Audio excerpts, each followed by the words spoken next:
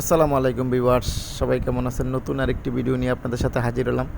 আমাকে অনেকেই প্রশ্ন করে যে আমি কিভাবে অর্গানিক পদ্ধতিতে চাষাবাদ করি, সেটা আজকে দেখাবো আমি যে কিভাবে অর্গানিক পদ্ধতিতে শাকসবজি চাষ করি। এই যে দেখেন, প্রথমে আমি মাটিগুলা ভালোভাবে মিশিয়ে গুঁড়ো করে নিই। এই দেখেন, মাটি সম্পূর্ণ গুঁড়ো করে দিতেছি, ভালোভাবে মিশিয়ে দিতেছি যেন কোনো কংক্রিট বা বড় মাটি না থাকে।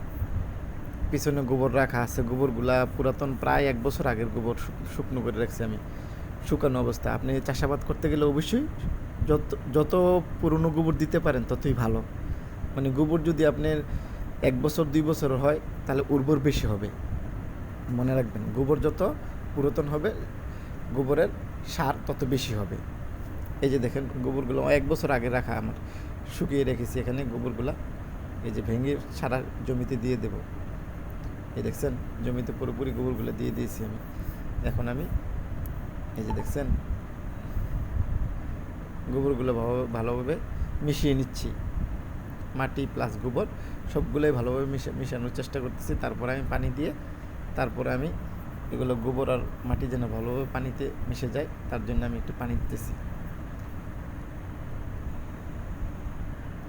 প্রথমে আমি লাগাবো আপনার, এটাকে বলে আপনার মূলা শাকের বিচি আর কি, মূলার বিচি, সেটা আমি প্রথমেই বপন করব।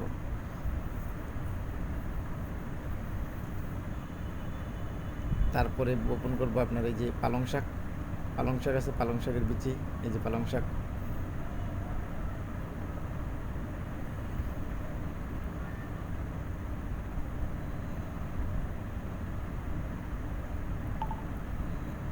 যদিও ভিডিওগুলো অনেক স্পিড করছি, তাই এই যে লাল শাক স্পিড মানে করে দিয়েছি যেন অনেক সময় ধরে ভিডিও চলছে, তার জন্য আমি একটু ভিডিওটা টেনে কেটে ছোট করে দিয়েছি।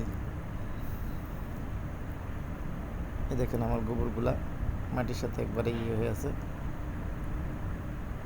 আমি কোনো সার ব্যবহার করি না, সম্পূর্ণ অর্গানিক পদ্ধতিতে আমি চাষাবাদ করি। আলহামদুলিল্লাহ, 35 দিন পরে একবারে টাটকা সতেজ মূলা শাকগুলা দেখেন, একবারে টাটকা সতেজ। কোনো প্রকার সার ব্যবহার করিনি, সম্পূর্ণ অর্গানিক পদ্ধতিতে, কোনো হাইব্রিড না, একবার সম্পূর্ণ অর্গানিক পদ্ধতিতে চাষ করা। এই যে দেখেন, এদিকে পালং শাক ছিল, খেয়ে শেষ করে দিছি। এখন আছে কিছু লাল শাক আছে, আর এদিকে আছে পুঁই শাক।